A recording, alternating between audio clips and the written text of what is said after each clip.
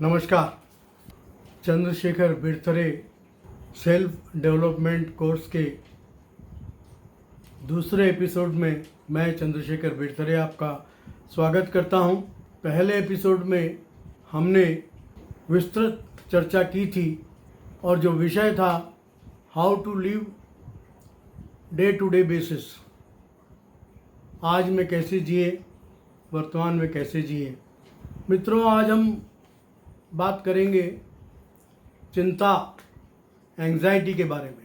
आज जब आप देखते हैं कि आसपास जो वातावरण है बहुत डरावना, बहुत भय से जुड़ा हुआ है, भौतिकवादी सभ्यता को जीने के लिए स्वीकार करने के बाद एक आम व्यक्ति की आर्थिक स्थिति बहुत ज़्यादा खराब है। और आज जो लॉकडाउन चल रहा है और जो कोरोना की बीमारी ने पूरे विश्व को अपनी जद में ले लिया है, ये बहुत पीड़ादायक समय है। वैसे भी चिंता और तनाव आज हमारे जीवन का एक अंग बन चुका है। एक बहुत बड़े अमेरिकी लेखक हैं जॉन रस्किन, उनका ये मानना है कि live in day tight compartment. उन्होंने क्या किया था कि अपने एक टेबल पे जहाँ वो काम करते थे वहाँ पे एक पत्थर पे खुदवा दिया था टू डे। वो पत्थर उनकी निगाहों के सामने रहता था। उनका कहने का ये मतलब था कि आज है बस। तो जब हम आज में जीना शुरू करते हैं, वर्तमान में जीना शुरू करते हैं, तो हमारी बहुत सी परेशानियों से हम छुटकारा प्राप्त कर लेते हैं। चलिए हम आज के विषय पे आते हैं, चिंता, एंग्जाइटी। आज आप देखेंगे विश्व का हर व्यक्ति, भारत का हर व्यक्ति चिंताग्रस्त है। वो अति उत्सुकता से पीड़ित है, एंग्जाइटी से पीड़ित है। एक भ्रम उसने पाल रखे हैं, उसमें वो जी रहा है। मेडिसिन के नोबेल प्राइज विजेता थे डॉक्टर एलेक्सिस कॉरेल। उन्होंने कहा था कि businessman who do not know how to fight worry die young.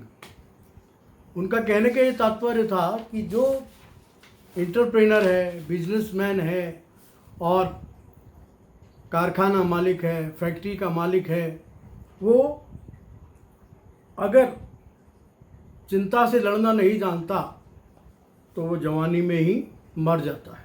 ये बात एक आम गृहिणी पे भी लागू होती है, डॉक्टर्स पे लागू होती है, इंजीनियर्स पे लागू होती है और समाज के हर वर्ग पर लागू। क्योंकि चिंता जो है चिता समान है। चिंता जो है, जिस प्रकार गेहूं को घुन खा जाता है, उसी प्रकार चिंता जो है मनुष्य को खा जाती है। अब एक डॉक्टर हैं, अमेरिका के बहुत प्रसिद्ध डॉक्टर O.F. गुबैट, वो मानते हैं कि 70% मरीज जो डॉक्टर के पास जाते हैं वे अपना इलाज स्वयं कर सकते हैं अगर वे चाहे तो। क्योंकि अगर वो पूर्वाग्रहों से, अपने भयों से और चिंताओं से स्वयं को मुक्त कर ले तो। मैं फिर से रिपीट करता हूँ कि पूर्वाग्रहों से, अपने भयों से और चिंताओं से स्वयं को मुक्त कर लें तो उन्हें डॉक्टर के पास जाने की ज़रूरत नहीं है। इसका मतलब ये नहीं है कि उनको कोई बीमारी नहीं है, उनको कोई परेशानी नहीं है और वो ढोंग कर रहे हैं, ऐसा भी नहीं है। जैसे नर्वस ब्रेकडाउन है, पेट का अल्सर है, हृदय का ज़ोर ज़ोर से धड़कना है, नींद नहीं आना है, भयंकर सिर दर्द होना है या लकवे का आक्रमण हो जाना है, ये सारे तरह की जो बीमारियां हैं ये वास्तविकता में होती हैं, लेकिन इनसे बचा जा सकता है अगर हम चिंता नहीं करें तो।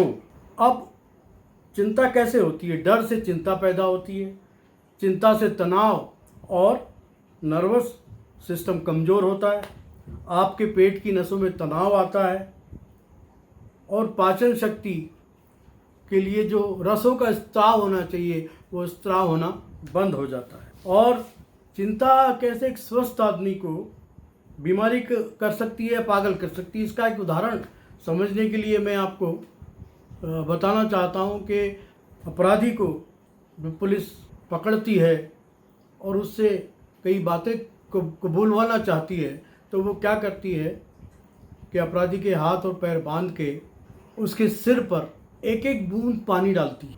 जो एक एक बूंद पानी उसके सिर पे गिरता है, वो कुछ समय के बाद उसे लगता है कि वो एक बूंद पानी हथौड़े जैसा प्रहार कर रहा है। ऐसे ही कई युद्ध में, सेकेंड वर्ल्ड वॉर में नाजियों के द्वारा इस तरह की यातना दी जाती थी। तो आप समझ सकते हैं कि चिंता की यातना कितनी ज़्यादा खतरनाक होती है, कितनी ज़्यादा वो होती है, परेशान करने वाली होती है, आदमी को खा जाने वाली। कई गैस्ट्रोएंटरोलॉजिस्ट डॉक्टर जो हैं, पेट के रोगों के जो डॉक्टर हैं, उनका ये कहना है कि पेट का जो अल्सर होता है वो इसलिए नहीं होता कि आप क्या खा रहे हैं, बल्कि पेट का अल्सर इसलिए होता है कि आपको क्या खा रही है, यानी चिंता।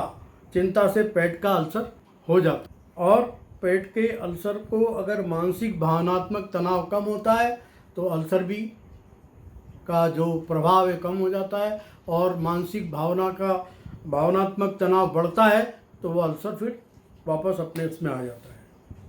लगातार चिंता से आपका रक्तचाप बढ़ जाता है, आपका नर्वस ब्रेकडाउन होता है, आपके पेप्टिक अल्सर हो सकता है, थायराइड की समस्या हो सकती है, आपको ब्रेन हेमरेज हो सकता है। और आज जो स्थितियां हैं पूरे विश्व में, बाजारवाद और भौतिकता के द्वारा जो गला काट व्यापार की स्थितियां बन रही हैं, प्रतिस्पर्धा की स्थितियां जो बन रही हैं, और जो संपन्नता से कई लोग जो जीवन जीते हैं वो इस भौतिकता और संपन्नता को प्राप्त करने के लिए अपना जीवन दांव पे लगा देते हैं और असमय मृत्यु के ग्रास बन जाते हैं। तो मित्रों, आपको बताना चाहता हूँ कि विदेशों में, पाश्चात्य देशों में, चाहे अमेरिका हो, वो चाहे फ्रांस हो, जर्मनी हो, जितने वहाँ पर मानसिक चिकित्सालय हैं, मेंटल अस्लाइम जो है, वो पूरे भरे हुए हैं,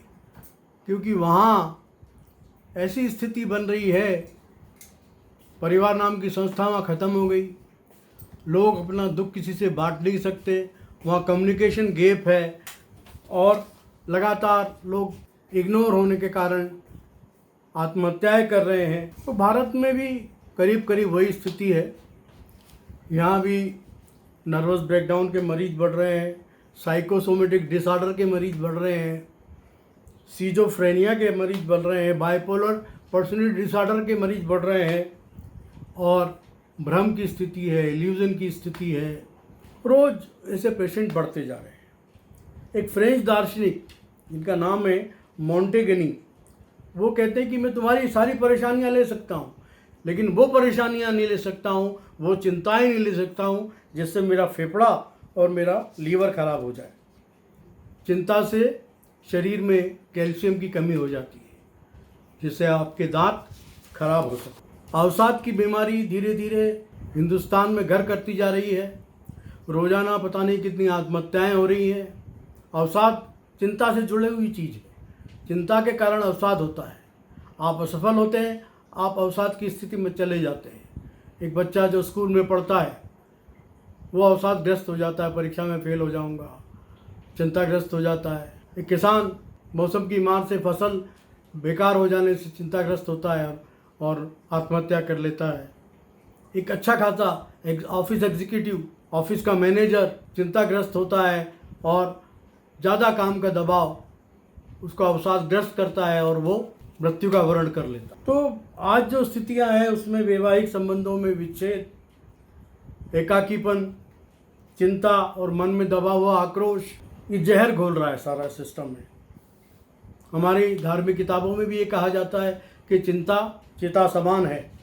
चिंता शरीर को गला देती है। अब हमने चिंता के बारे में बहुत विस्तार से अभी बातें की, और चिंता को कैसे जीता जाए, चिंता से कैसे बचा जाए, इसके बारे में हम हमारे सेल्फ डेवलपमेंट कोर्स के तीसरे एपिसोड में बात करेंगे। कैसे चिंता का एनालिसिस किया जाए, कैसे चिंता के बारे में सही तरीके से प्रामाणिकता से छुटकारा पाने के लिए योजना बनाई जाए। तो आज सेल्फ डेवलपमेंट के दूसरे एपिसोड में हम मेरी वाणी को मैं विराम देता हूँ और Chandrashekhar Birthare self development course के तीसरे एपिसोड में हम आपसे जल्दी फिर मुलाकात करेंगे और जिसमें हम चिंता से कैसे छुटकारा पाया जाए इस संबंध में चर्चा करेंगे। बहुत बहुत धन्यवाद और आप हमारे चैनल को सब्सक्राइब करें, लाइक करें। धन्यवाद, नमस्कार।